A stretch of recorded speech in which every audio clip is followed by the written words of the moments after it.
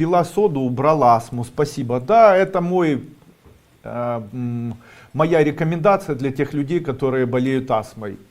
Часто человек, болеющий астмой, переходит на противоастматические препараты, там Беридуал, или астмопент, или там Виротекс, или Биротекс, я уже не помню, могу ошибаться в названиях.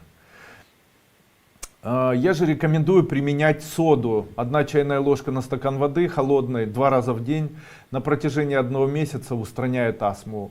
Проверенный рецепт. Кстати, употребление соды убирает легочные заболевания, такие как, допустим, астма, такая начинающаяся эмфизема, затяжной кашель курильщика, бронхиты. Применение соды с молоком или питье соды с молоком тоже помогает избавиться от легких бронхитов. Применение молока с небольшим количеством апельсинового сока тоже может помочь справиться с кашлем и поможет полечить легкие.